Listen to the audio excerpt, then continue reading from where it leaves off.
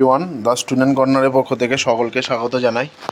আমার প্রিয় ছাত্রছাত্রী, তোমরা যারা 2025 সালে নবম শ্রেণীর প্রথম পর্যায়ক্রমিক মূল্যায়ন পরীক্ষা দেবে, তোমাদের জন্য জীবন বিজ্ঞান থেকে একটি প্র্যাকটিস সেট নিয়ে উপস্থিত হয়েছে। এই প্র্যাকটিস সেটটা দেখলে আশা করা যায় এখান থেকে 100% কমন পেয়ে যাবে। তাই প্রথম থেকে শেষ অবধি দেখতে থাকো, স্কিপ না করে। আশা করি ভিডিওটি ভালো লাগবে, আর ভিডিওটি ভালো থাকলে অবশ্যই লাইক, কমেন্ট, শেয়ার করবে। শুরু করা যাক। এবার তোমাদের পরীক্ষা হবে 40 নম্বরে। সিলেবাস চেঞ্জ হয়েছে, আর সময় থাকবে 1 ঘন্টা 20 মিনিট। প্রথম বিভাগে আছে বিভাগ ক। সঠিক উত্তর বেছে নিয়ে লেখো, যে কোনো 7টি প্রশ্নের উত্তর দাও। 1 নম্বর দাগে, একটি নন করডাটা প্রাণীর নাম হলো তারা মাছ। 2 নম্বর প্রশ্ন, উদ্ভিদ জগতের সরীসৃপ বলা হয় টেরিডোফাইটদের। 3 নম্বর কোশ্চেন, ইউগ্লিনার রাজ্যটি হলো প্রোটেস্টা। 4 নম্বর, মৃত সরল স্থায়ী কলা হলো স্কেরেন কাইমা। পরের প্রশ্ন দেখো, কোষের প্রোটিন ফ্যাক্টরি কোনটি? রাইবোজোমকে বলা হয় কোষের প্রোটিন ফ্যাক্টরি। পরের প্রশ্ন দেখো, খনিজ মৌল ক্যালসিয়ামের অভাবে হয় অস্টিওম্যালেসিয়া। পরের প্রশ্ন দেখো, ক্লোরোপ্লাস্ট যুক্ত প্যারেন্ট কাইমাকে বলে স্ক্লেরেন কাইমা। পরের প্রশ্ন দেখো, আত্মঘাতী থলি বলে লাইসোজোমকে। পরের প্রশ্ন, আরবিসির কবরখানা হলো প্লীহা। এবার বিভাগ কতে যে কোনো 2টি প্রশ্নের উত্তর দাও। প্রথম প্রশ্ন হচ্ছে, মানবদেহের সর্ববৃহৎ অঙ্গের নাম কি? যকৃৎ। পরের প্রশ্ন দেখো, কোন বিজ্ঞানী মাইক্রোস্ফিয়ারকে আদি পৃথিবীর প্রথম কোষীয় জীব বলেছিলেন? বিজ্ঞানী ফক্স। পরের প্রশ্ন দেখো, ক্রোমোপ্লাস্টিডের কাজ কি? ক্রোমোপ্লাস্টিডের কাজ হচ্ছে খাদ্য সঞ্চয় করা। পরের প্রশ্ন দেখো, ধানের বিজ্ঞানসম্মত নাম কি? ওরাইজা সাটিভা। পরের প্রশ্ন দেখো, ডিএনএতে অবস্থিত একটি পেন্টোজ শর্করার নাম কি? ডিঅক্সিরাইবোজ। 3 নম্বর দাগে দেখো, শূন্যস্থান পূরণ করো যে কোনো 2টি। প্রথম প্রশ্ন হচ্ছে, জালকাকার শিরাবিন্যাসযুক্ত পাতা দেখা যায় দ্বিবীজপত্রী উদ্ভিদের। পরের প্রশ্ন, কেঁচো হলো অ্যানিলিডা পর্বভুক্ত প্রাণী। পরের প্রশ্ন দেখো, একটি অর্ধবৃত্ত পর্দার উদাহরণ হলো প্লাজমা। পরের প্রশ্ন, ভিটামিন ডি এর দ্রবণীয় হচ্ছে ভিটামিন ফ্যাটে দ্রবণীয়। এবার 4 নম্বর প্রশ্ন দেখো, ঠিক ভুল নির্ণয় করো যে কোনো 2টি। প্রথম হচ্ছে, লসিকা হলো তরল যোগ কলা, এটা হবে ঠিক। পরের প্রশ্ন দেখো, নিউক্লিক অ্যাসিডের গঠনমূলক একক হলো নিউক্লিওটাইড, ঠিক। পরের প্রশ্ন দেখো, চিকিৎসা বিজ্ঞানের জনক হলেন অ্যারিস্টটল, ভুল। পরের প্রশ্ন, করডাটা পর্বের প্রাণীদের ভ্রূণ অবস্থায় অথবা সারা জীবন ধরে নটকট থাকে, এটা ঠিক। পরে 5 নম্বর দাগে দেখো, এই স্তম্ভের সঙ্গে বি স্তম্ভের সম্পর্ক স্থাপন করো। প্রথম হচ্ছে, মনেরা হবে পেপটাইডোগ্লাইকান। পরের প্রশ্ন 2 নম্বর আছে, প্রতিবর্ত ক্রিয়া হবে শুষ্ণকাণ্ড। 3 নম্বর, সমাঙ্গদেহী উদ্ভিদ হবে শৈবাল। 4 নম্বর, স্ক্লেরাইড হচ্ছে প্রস্তর কোষ। এবার 6 নম্বর দাগে দেখো প্রশ্নগুলি, নিম্নলিখিত প্রশ্নগুলির উত্তর দাও যে কোনো 6টি।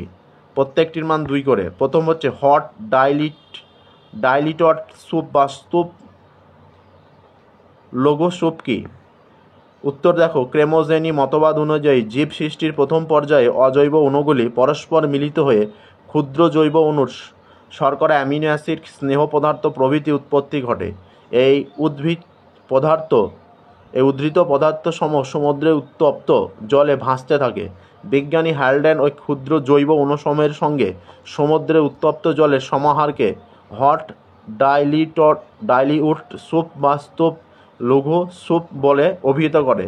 পরের প্রশ্ন দেখো, প্রজাতি কাকে বলে? একটি নির্দিষ্ট জীবগোষ্ঠীর অন্তর্গত জীব যারা বংশগতভাবে এক ও আন্তঃপ্রজননক্ষম এবং জননের মাধ্যমে প্রজননক্ষম অপত্যের জন্ম দেয়, তাদের বলে প্রজাতি। পরের প্রশ্ন দেখো, আধুনিক জীববিদ্যা 2টি প্রয়োগ।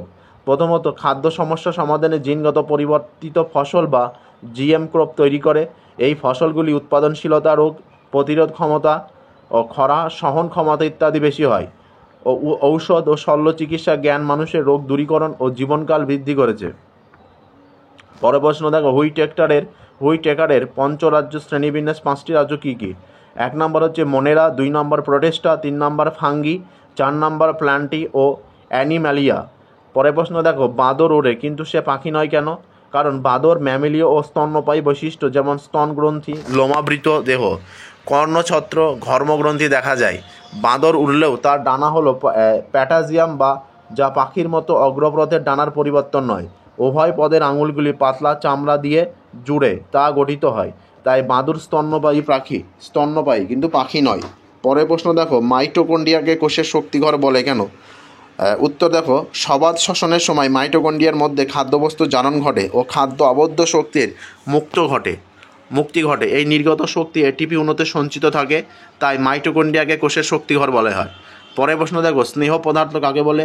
ফ্যাটি অ্যাসিড নামক জৈব অ্যাসিড ও গ্লিসারিল নামক অ্যালকোহল পরস্পর বিক্রিয়া করে কার্বন, হাইড্রোজেন এবং অক্সিজেন নির্মিত যে এস্টার তৈরি করে তাকে স্নেহ পদার্থ বা লিপিড বলে। পরের প্রশ্ন দেখো, কার্বোহাইড্রেট বা শ্বেতসারকে প্রোটিন বিকল্প বা প্রোটিন বাঁচোয়া খাদ্য বলে কেন? খাদ্য তালিকায় উপযুক্ত পরিমাণে শ্বেতসার উপস্থিত থাকলে তা শক্তির উৎপাদনে ব্যবহৃত হয়, ফলে দেহ গঠনকারী প্রধান খাদ্য প্রোটিন শক্তি উৎপাদনের জন্য কম ব্যয়িত হয়, তাই একে প্রোটিন বাঁচোয়া বা প্রোটিন বিকল্প খাদ্য বলে। পরের প্রশ্ন দেখো, জটিল স্থায়ী কলা কাকে বলে? এটি কত প্রকারে হয়? গঠন ও আকৃতিগতভাবে পৃথক কিন্তু এই একই রকমের কাজে লিপ্ত এবং একই উৎস থেকে উৎপন্ন এমন বিভাজনে অক্ষম কোষ সমষ্টিকে জটিল স্থায়ী কলা বলে, যেমন জাইলেম এবং ফ্লোয়েম। পরের প্রশ্ন দেখো, আবরণী কলার প্রধান দুটি বৈশিষ্ট্য। 1 নম্বর হচ্ছে, আবরণী কলা কোষগুলি ঘন সন্নিবিষ্ট ভিত্তি পর্দা নামক একটি সূক্ষ্ম পর্দার ওপর এক বা একাধিক স্তরে সাজানো থাকে। 2 নম্বর, আবরণী কলায় রক্তবাহ থাকে না। পরের প্রশ্ন দেখো, অগ্নাশয়কে মিশ্র গ্রন্থি বলে কেন? অগ্নাশয় এবং বহিঃক্ষরা ও অন্তঃক্ষরা উভয় প্রকার ক্ষরণকারী অংশ থাকা একে মিশ্র গ্রন্থি বলে। এর বহিঃক্ষরা অংশ থেকে অগ্নাশয় রস নির্গত হয়, যা খাদ্য পাচনে সহায়তা করে। এবার মান 10-এর যে প্রশ্নগুলি আসবে ভেরি ভেরি ইম্পর্টেন্ট। প্রথম হচ্ছে, একটি নিউক্লিয়াসের পরিচ্ছন্ন চিত্র অঙ্কন করে যে কোনো 4টে অংশ চিহ্নিত করো। 2 নম্বর প্রশ্ন, একটি স্নায়ুকোষের পরিচ্ছন্ন চিত্র অঙ্কন করে যে কোনো 4টে অংশ চিহ্নিত করো।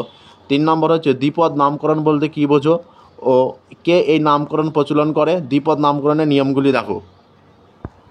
প্রথম থেকে শেষ পর্যন্ত আরেকবার দেখে নাও। আশা করা যায় এখান থেকে সব প্রশ্ন কমন পেয়ে যাবে, তাই প্রথম থেকে শেষ অবধি খাতায় লিখে মুখস্থ করে রাখো, যাতে পরীক্ষার সময় কোনো অসুবিধা না হয়। আর চ্যানেলে নতুন হয়ে থাকলে চ্যানেলটি অবশ্যই সাবস্ক্রাইব করে পাশে থাকা বেল আইকন প্রেস করে রাখবে, যাতে নতুন নতুন ভিডিও ছাড়লে তোমাদের কাছে সবার আগে পৌঁছে যায়। ধন্যবাদ, আবার নতুন একটি ভিডিওতে দেখা হচ্ছে।